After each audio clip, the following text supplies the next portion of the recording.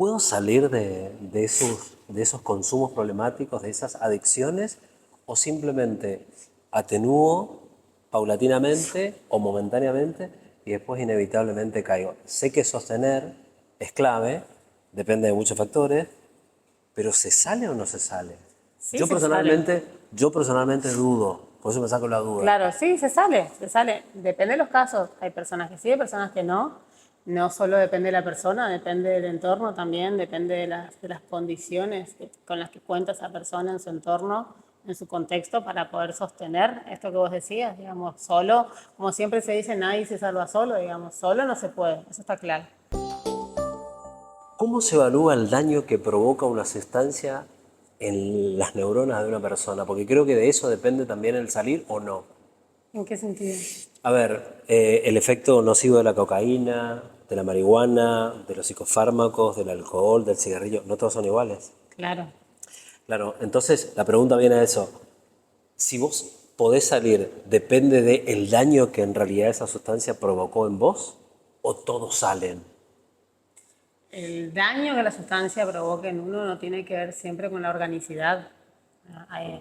A ver, hay personas que pueden consumir, por decirte, tabaco toda su vida y que no tengan el nivel de daño a nivel respiratorio que puede tener otra que consumió un par de años tabaco. Entonces, el daño orgánico va por un lado, la cronicidad, digamos, de la situación de problema y de consumo de riesgo va por otro lado, cuán crónico puede ser una persona en una situación de riesgo, y luego los daños psíquicos o sociales, lo que sería el riesgo cierto, que ya sería un daño, cuando es un riesgo cierto es porque ya hay daño, va por otro lado que tiene que ver con el plano de la conducta. Yo puedo consumir cocaína que no me genere un mayor daño a nivel neurológico, más allá de la muerte de neuronas que produce que produce un consumo de cocaína, pero el efecto que me genera a mí esa sustancia y la alteración a nivel neurológico que me genera esa sustancia tiene un correlato conductual, y ese correlato conductual, que es mi respuesta bajo el estado de intoxicación, va a variar según cada persona, y por lo tanto hay personas que en estado de cocaína sienten que necesitan para poder trabajar y producir mejor, y hay personas que en estado de cocaína tienen un episodio de violencia a su pareja. Entonces depende de cada persona el daño cierto que pueda tener más allá del orgánico. Si yo recurro a ese tipo de sustancias, cualquiera sea, es porque fallé yo, falló la familia, o hay un episodio que en mi vida me provocó que yo tenga que recurrir a eso. Te diría que las tres. Sí, hay una dificultad en el sujeto de articular defensas que sean más funcionales, digamos, frente a esa situación. Hay otras personas que con la misma historia o con una historia similar pueden usar otros recursos que no sea caer en consumo. Pero también es verdad que hay condiciones que van acompañando en la historia de la persona y que van ayudando a que esa persona se encuentre en esa encrucijada en donde en algún momento se caen las defensas. Siempre frente a un síntoma, como puede ser un consumo, como puede ser un intento de suicidio, hay alguien que se queda sin el uso funcional de defensas y apela a eso como la forma de afrontar, forma fallida, por supuesto, de afrontar una situación. No hay un solo factor que determina que alguien llegue a una circunstancia de consumo. Hay multifactores porque es un complejo multifactorial. Ujú. Y esa familia que siempre dice, no, fallamos, no hablamos cuando tuvimos que haber hablado, no le dijimos lo que te tuvimos que haber dicho, ¿eso es así? Sí, la mayoría de las veces sí. ¿Y cómo abordo eso? Quiero hacer un poco de prevención con vos. ¿Cómo ¿Cómo abordar? abordo eso ¿Quién? en la familia? Digo, ¿cómo hablo con mis hijos? Che, mirá, esto no tiene que ir por acá, esto no es así. Pues la gente tiene un poco de temor también de hablar de eso.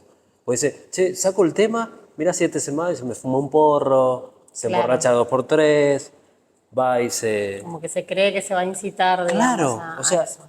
muchas familias, por lo menos he entrevistado gente, y la verdad que me cuesta hablar un poco, porque yo no sé si después de eso decir, a ver qué tal es. Claro, sí, eso no termina disparando lo que se teme.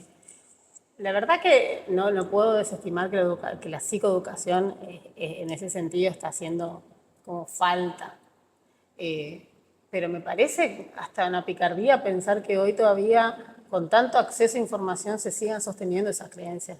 Es como, te diría por ahí desde mi enojo un poco, es como un poquito de voluntad de poder acercarse, porque la verdad que yo no tengo idea si mi hijo tiene fiebre, cuánto le tengo que dar de per se, cuánto le tengo que dar de Novalgina, si le tengo que dar cada 6 horas o cada 8 horas. Pues para eso voy y consulto, no me mando, ni supongo, digamos. Entonces también hay como cierta dificultad para consultar en el profesional que corresponde cómo hacer frente a estas cuestiones. Y es sabido dentro del ámbito de salud mental que hablar de estas cuestiones ayuda. Y sí, es verdad, en mi experiencia, muchas familias te dicen desde un lugar de desconcierto, como explicándote, yo le dije, yo le hablé, pero mira que le dije, mira que le advertí. Y la verdad que no se trata de dar instrucciones, o sea, basta con que veamos cómo es la conducta de la gente en lo que es seguridad vial.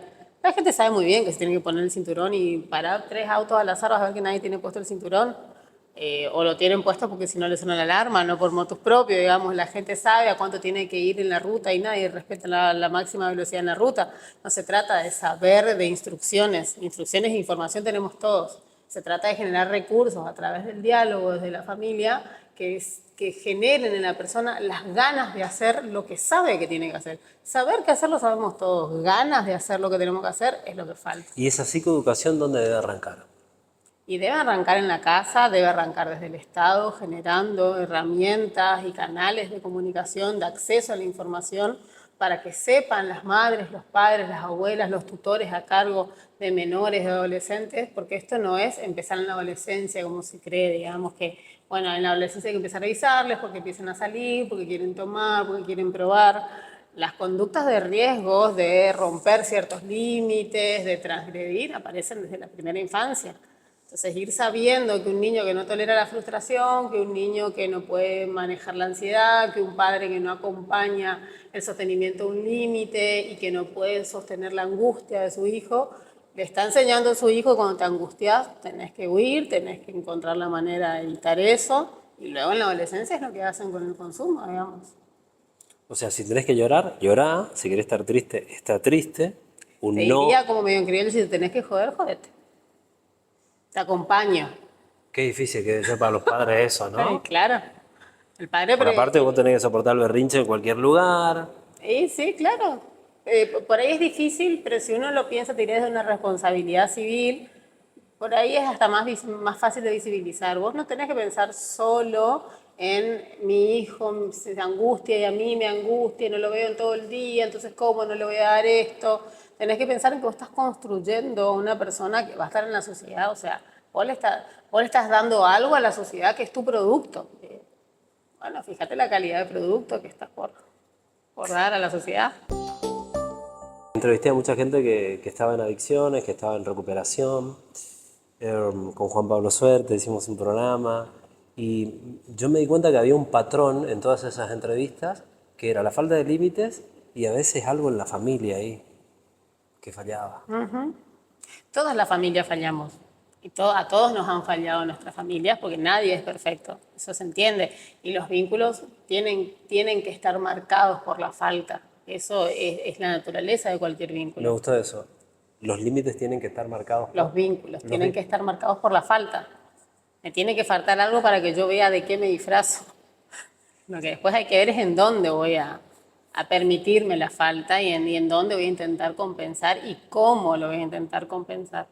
Porque si no, termino alimentando un círculo que en realidad no compensa nada, descompensa. Le estamos errando en algo, ¿no? Claro, sí, bueno, desde que el mundo es mundo, digamos. Pero digo, hay publicidad de mil cosas, pero yo la verdad, y corregime vos, prevención de adicciones, no. Campañas. Las hay, no hay tanta difusión quizás, pero bueno, a mí me consta que hay muchos profesionales que tienen al hombro, digamos, el poder. De hecho, recién mientras te esperaba, yo estaba tratando de acompañar a una paciente por una posible internación, digamos, o sea, hay profesionales que desde el silencio se ponen al hombro el compromiso de prevenir o de asistir y rehabilitar en lo que es el consumo. Sí es obvio que a nivel de políticas públicas de salud, que ya pensaríamos en estratos más arriba que lo que puede ser un profesional en un CAP, digamos, o alguien desde su consultorio solitariamente, sí, eso se necesita, son decisiones que tienen que ver con el arriba, digamos. Pero hoy el Estado nacional, provincial, municipal, o tengo esa sensación. Y quizás hay más demanda que las de recursos que se ofrecen, quizás creo que no se está teniendo del todo conciencia en la agenda del nivel de riesgo que se está corriendo, ni hablar ahora con todo el mundo de las apuestas virtuales, los adolescentes, las instituciones quizás están desarticuladas, colegios por un lado, salud por el otro, hospitales, salitas o las mismas instituciones privadas de asistencia a la salud mental. Quizás están todas pequeñas islas que sería bueno que puedan articularse, se intenta en la medida de lo que se puede, pero a veces se necesita quizás de quienes tienen más recursos, quienes tienen más herramientas, que por supuesto que no somos los que estamos en la línea de trinchera ahí los que tenemos eso. ¿Hay algún ejemplo, las comparaciones son odiosas, pero hay algún ejemplo a seguir de cómo se trabaja en red para combatir un flagelo como este, de las adicciones y de los consumos problemáticos? Sé que los países tienen variables económicas diferentes, sociales diferentes, que hay que tener todo en cuenta, por eso las comparaciones son difíciles. ¿Pero hay un norte a seguir o estamos...? La verdad que en ese sentido lo que puede ser medio polémico, pero lo que plantea la ley de salud mental es bastante claro. Lo que se está pidiendo ahora en los últimos reclamos en cuanto a la conmemoración del Día de la Salud Mental era que se pueda reglamentar e implementar una ley que no está fallada la ley. El problema es cómo se implementa, qué recursos dan para implementarla, cuánta reglamentación real hay en todo el territorio argentino de la ley. La ley no plantea algo que sea descabellado, pero si después no me das con qué, es lo mismo, digamos, como pasan todas las leyes, digamos, el Código Penal no plantea cuestiones descabelladas. Poder dar una pena a alguien que incumple la ley y dentro del Código Procesal se le adjudica una pena correspondiente a su falta, no está mal. Ahora, si después lo mandamos a una cárcel, en las condiciones en las que está la cárcel, pensar que el problema es mandarlo a la cárcel es un error. El problema es cómo está la cárcel a donde lo que mandas a la persona. Lo mismo es con la ley de salud mental. Lo que plantea la ley no está mal, pero ¿qué nos ofrecen para ejecutar de manera sana lo que la ley plantea? ¿Qué dice hoy la ley? Que tal vez mucha gente no sepa. Sí. La ley en relación a lo que es el consumo problemático plantea esta cuestión, digamos, de articular entre todos los sectores de la sociedad y sobre todo no solo en consumo problemático, también en todos los padecimientos de salud mental, articular con todos los sectores de la sociedad para que puedan incluirse a estas personas y que puedan insertarse y no que queden segregadas y aisladas como si fuera una cárcel. En algún momento esa persona va a tener que salir a la sociedad y aislado en una burbuja de internación o preservado en una semi-burbuja de lo que sería un tratamiento ambulatorio lo más integral posible, puede funcionar. Le pones ciertos bastones y la persona puede funcionar. Cuando le sacas esos bastones, la persona tiene que poder caminar igual, que ese es el problema, porque la sociedad no ofrece un terreno sólido para que la persona pueda caminar y no se caiga. El problema es la integración entre los padecimientos, los recursos y la vida real, digamos. ¿Hay dispositivos estatales que vienen del Estado para atender esto? Sí los hay, pero no dan abasto. No dan abasto con los recursos. Da la sensación que vas, te empastillan y te largan. La verdad que no podría decirte. No, es digamos. reduccionista lo mío, pero, o sea, mi recorrido periodístico por ahí me hace ver esas cosas. Y alguna vez Que yo lo he quieran estado tapar es otra. trabajando en algún lugar público donde la gente me decía eso y mi experiencia te puedo decir que no era así, pero bueno, no puedo hablar por la vivencia de otros. Y el sector privado, mucha gente que no tiene acceso económico a ese dispositivo, ¿Qué? no puede. No, claro. El sector privado no es para la gente que no tiene recursos. El sector público no aguanta, hay mucho que atender, no se puede todo. Si vas al privado tenés que tener plata. Así como dijiste, incluir. Y no tiene plata y que pase lo que tenga que pasar. ¿Y qué va a hacer? Y con la ley de salud mental, ¿eso se revierte? Con la ley de salud mental, como lo establece la ley, sí, pero no se implementó la ley. La ley supone la implementación, el armado, el ofrecimiento de recursos, ya sea ambulatorios, ya sea de integración, ya sea de internación, a nivel nacional, donde todos puedan tener el acceso a una cama si fuera necesario, el acceso a un turno si fuera necesario, pero el Estado debe proveer de esos recursos, debe poner más profesionales, debe poner más consultorios, más instalaciones que puedan alojar a quienes necesitan transitar como centro de día, necesitan transitar ambulatoriamente por consultorios donde puedan recibir un turno que no sea cada 3 meses, donde puedan tener una cama en el momento en que lo necesiten y no tengan que estar corriendo de riesgo su vida. Sí, se propuso cómo hacerlo, pero si los recursos no están, ¿El gobierno que llegó ahora? ¿Nada? y el gobierno que llegó ahora fue muy claro, digamos, su posición respecto a eso, ¿no? ¿Qué dijo? No tiene intenciones en invertir en lo que es materia de salud, mucho menos de salud mental. ¿Creció mucho el porcentaje con consumos problemáticos? Sí. ¿Qué dice la última encuesta? Estuve leyendo algo en el Cedrona. No, la verdad que no estoy al tanto que dice la última encuesta. Sí sé, te puedo decir lo que es la consulta en consultorio. Esa es mi propia encuesta, digamos. Sí, hay muchísima consulta de consumo problemático.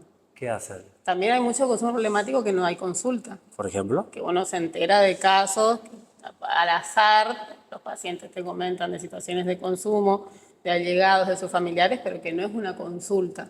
No consultan por eso, consultan por otras cosas, digamos, no se problematiza eso, no se entiende eso como un problema a abordar, pero uno sí está al tanto de que el consumo efectivamente está creciendo y además, aunque uno no sea profesional y tenga un consultorio, basta con que te juntes a tomar un mate con alguien y seguro, aunque sea refilón, te enterás de alguna circunstancia de chicos que tienen acceso ya cada vez más chicos a celulares, a juegos, a apuestas online, niños que ya en las fiestas de juntadas de 13 años ya empiezan a consumir alcohol, cigarrillo.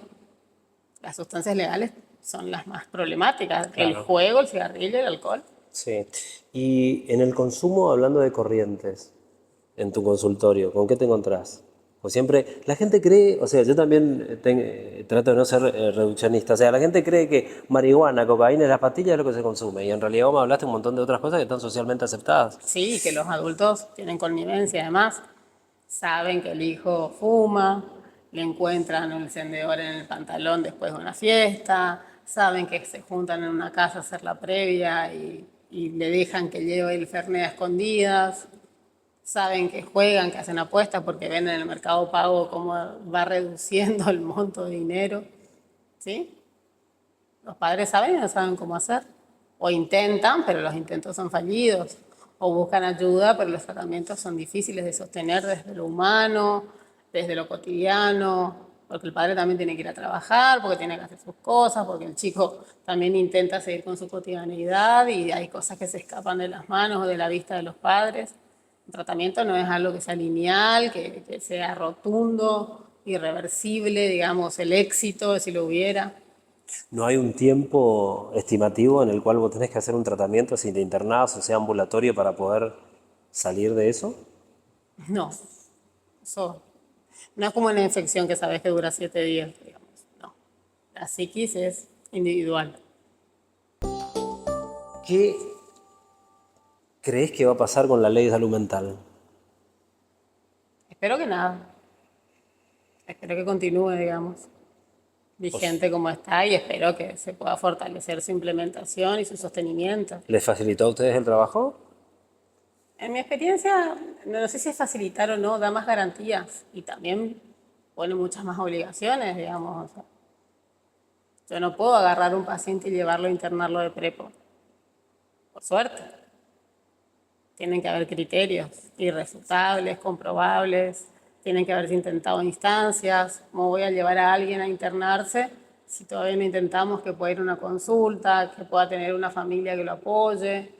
Quizás hay instancias menos drásticas que pueden salvar la vida de una persona y tampoco agotar recursos que sí son necesarios para otras personas que esas instancias drásticas ya no funcionaron. Una cama en un hospital que se ocupa sin haber agotado todas las instancias es una cama que se le saca a alguien que agotó todas las instancias y la necesita o puede morirse.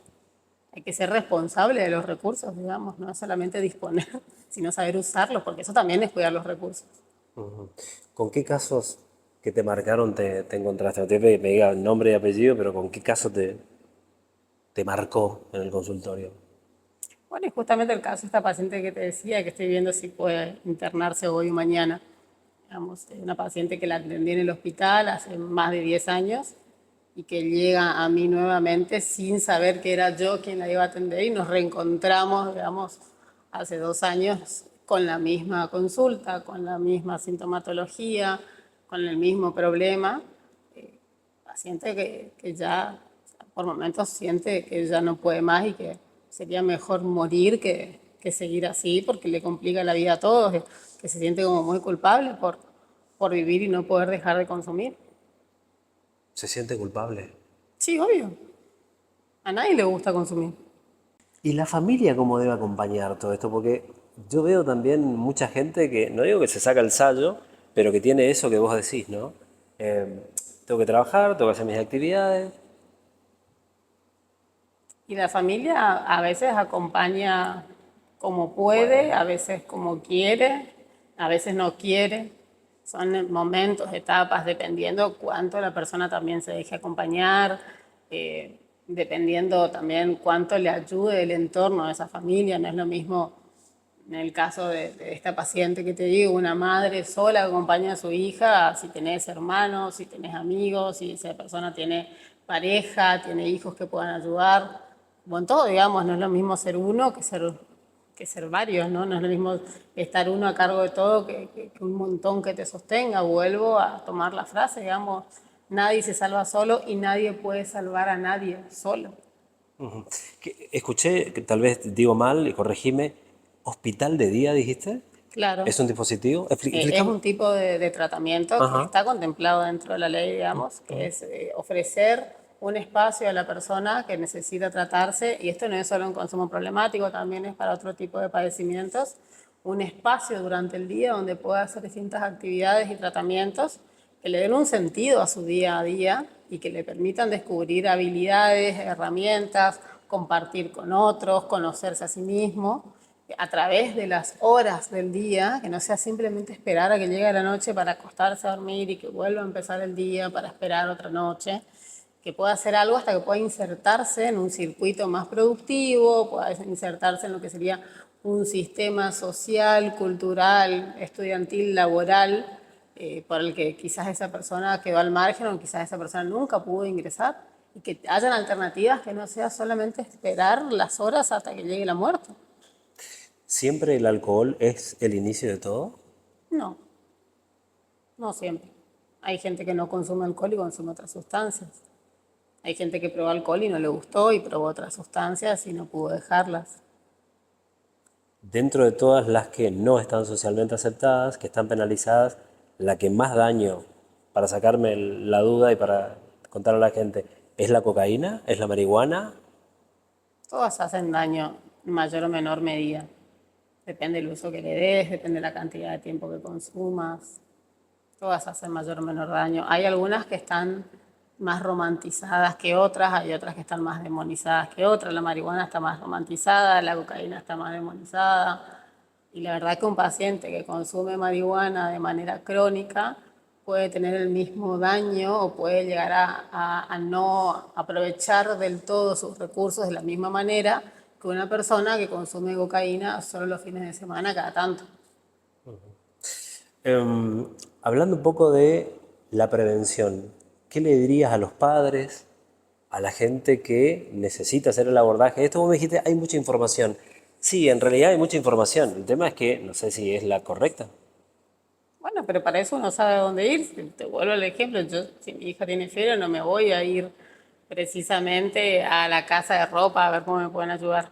Perdón, como la ironía, ¿no? Me No, voy no, a sí, ir no, no, comprendo. a la consulta que corresponde. También se trata de, si no tomamos el toro por las astas y no tomamos el problema como corresponde, las soluciones no van a ser las que corresponden.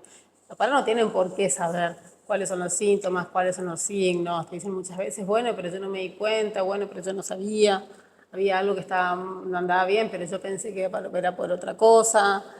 Siempre es preferible adjudicar cualquier hipótesis más amable que la de pensar que puede haber un problema de salud mental en casa. Y para cuando el problema se les viene en la cara es mucho más difícil de abordar a que cuando es una sospecha, que me la puedo despejar a la duda haciendo la consulta donde corresponde, que es con un profesional de la salud mental. En este último tiempo creció mucho el tema de las apuestas online, ¿no? Sí, claro. ¿Sí? Y es un gran problema, pero es un negocio. Como lo es también el consumo de sustancias ilegales. Ahí donde sea redituable, bueno, van a haber muchas connivencias que no van a hacer nada para que eso cambie y todos lo sabemos. Entonces está la responsabilidad también quizás de cada ciudadano, de los pequeños sectores que podamos ir ayudando a torcer esa pulseada, que grandes sectores no les interesa torcerla. En Itatí no les interesa controlar el narcotráfico. Y acá no interesa controlar las apuestas online. Nos queda cuidarnos a nosotros y pedir a los sectores que correspondan que tomen las medidas de prevención y de abordaje a las problemáticas y que se legisle con las medidas legales que se tengan que implementar y que abordar si fuera necesario y si hubiera jurisprudencia que todavía no entienden la materia en problemáticas nuevas. Pero ya depende de nosotros que le pidamos a los funcionarios que hagan su trabajo. Muchos chicos, estuve hablando con otros profesionales que hacen lo mismo que vos, o sea, cosas similares, y la verdad que los chicos se volcaron a las apuestas de manera increíble.